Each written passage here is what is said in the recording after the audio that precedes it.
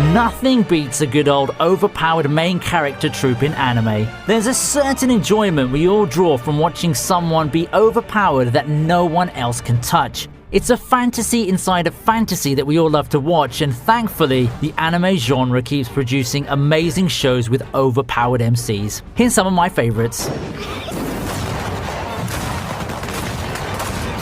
Starting off the list at number 10, it's Tanya from the saga of Tanya the Evil.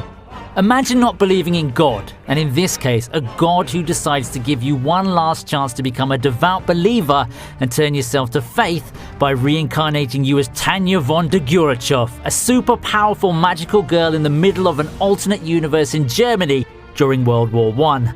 The saying is God works in mysterious ways, but this is more like God works in batshit crazy ways. Thank you, God, though, for giving this psychopath superhuman physical and magical abilities such as flight, energy manipulation, and beam emissions. And if that's not overpowered enough, Tanya also possesses masterful marksmanship, explosion manipulation, making bullets explode with the power of a nuke, telekinesis, and just in case, self-destruction. I wonder if Jesus had all of these powers too, but he was just too much of a nice guy to use them.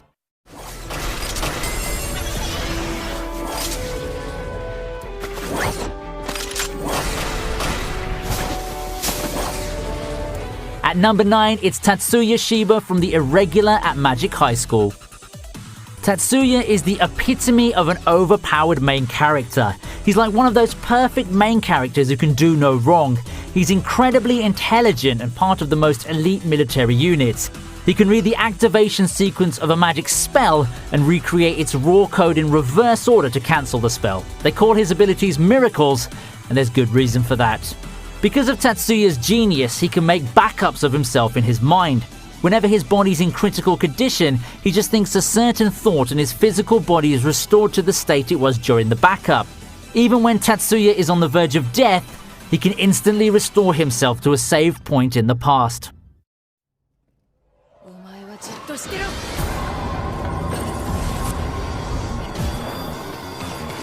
Moving on to number 8, we have Shiki from the Garden of Sinners.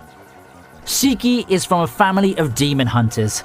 Children born into the Ryogi family are generally raised with a male and female personality. Now, Shiki has incredible endurance, agility, and strength. She's capable of dispatching a horde of undead or even spirit-like beings, especially when in possession of a katana. However, what sets her above and beyond most, if not every single being in her universe, is her mystic eyes of death perception, an ability that allows the user to perceive the death of something, living or non-living, in the form of lines and dots on the target.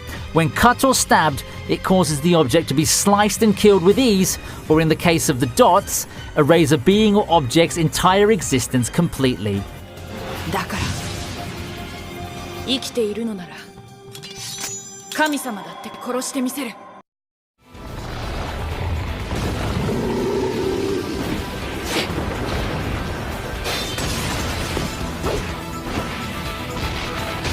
At number 7, it's Meliodas from the 7 Deadly Sins.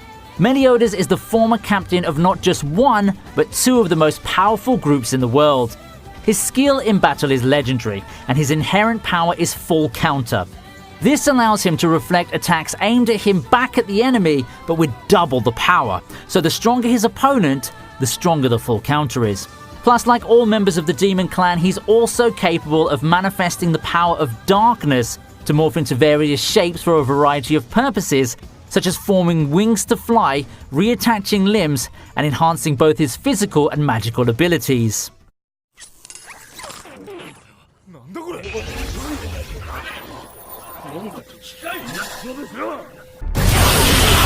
Next on the list is Inuyashiki at number 6. The main character, Inuyashiki Ichiro, has a family that hates him.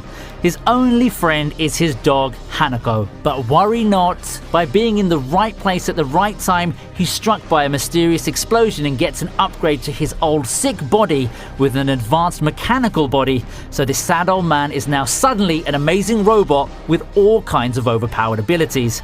His 58-year-old brain's replaced with a supercomputer that has the capability to use built-in programs, which thankfully didn't go to a 9-year-old because all they'd do is play Fortnite on it.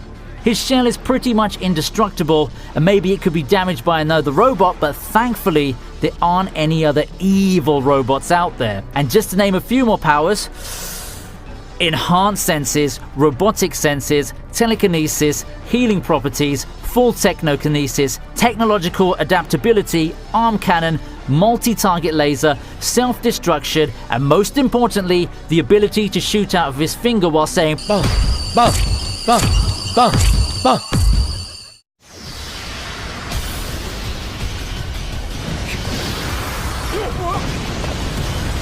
At number 5, we have Mob from Mob Psycho 100. Shigeo Kageyama is just a kid trying to live a normal life. You know, maybe find a cute girl for himself, play some sports, have some friends. But sadly for him, he's socially awkward. And also probably the most powerful Esper in the world. The abilities he's suppressed since childhood are multiple and overpowered. The name of the show is a looming threat of what will happen if he ever goes 100%. He doesn't have full control of his power, and as more emotional distress hits him, the more of his power leaks out, where 100% of it would put entire cities in danger. Even a low percentage of his power is pretty much unstoppable by anyone. Some of his abilities include telekinesis, astral projection, energy transfer, and most useful in Esper fights, the ability to drain other Esper's psychic energy.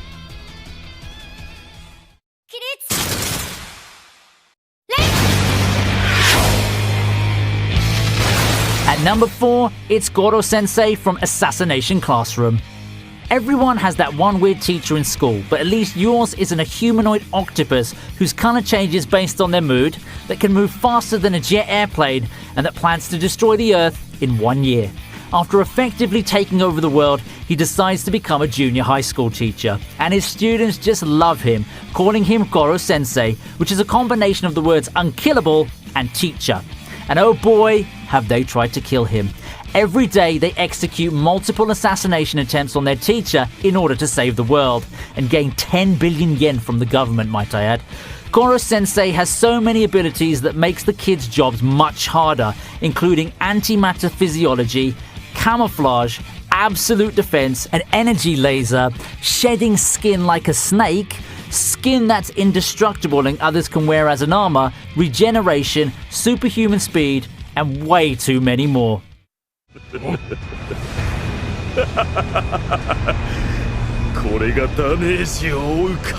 Next on the list at number 3, it's Momonga from Overlord. As the only player character in the world full of NPCs, he's the most powerful being in Yggdrasil, thanks to his own devotion to the game, but also his guildmates. He's a powerful magician / necromancer, and has all of the powerful items and NPCs his guild has collected at his disposal. He has 718 spells that he's memorized, some of which are damaging spells and necromancy spells that allow him to conjure powerful undead beings. The list of his abilities is too large to fit in any video under 2 hours long.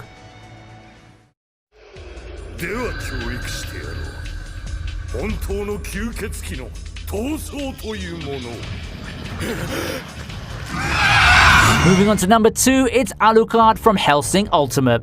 Alucard works for the Hellsing organization, and their main purpose is to fight vampires and other supernatural forces.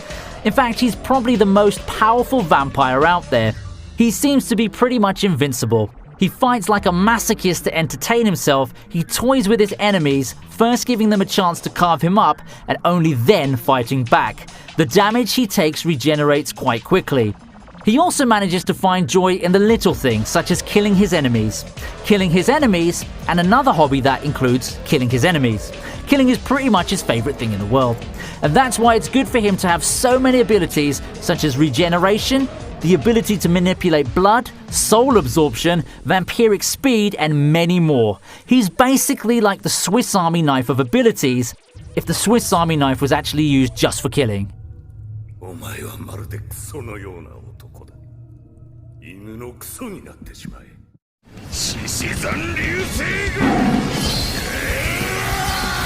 And finally, at number 1, it's Saitama from One Punch Man. Saitama is quite obviously the most powerful being to exist in One Punch Man. He's a main character that's so overpowered that he suffers from an existential crisis, as he's now too powerful to gain any thrill from fighting.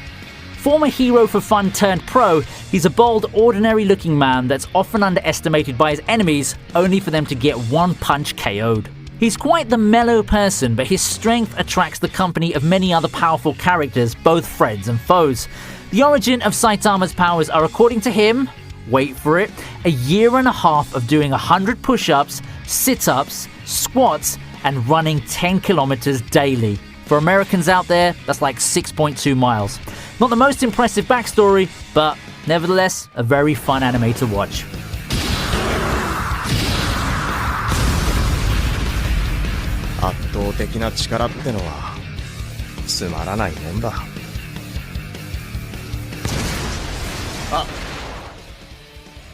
I hope you love this video as much as I love making it, because some of these shows are my favorite shows. Thank you for the love and support you're giving me on these videos. The transition to this type of content was kind of scary for me, but the response has been positive, and that just makes me try that much harder, so thank you.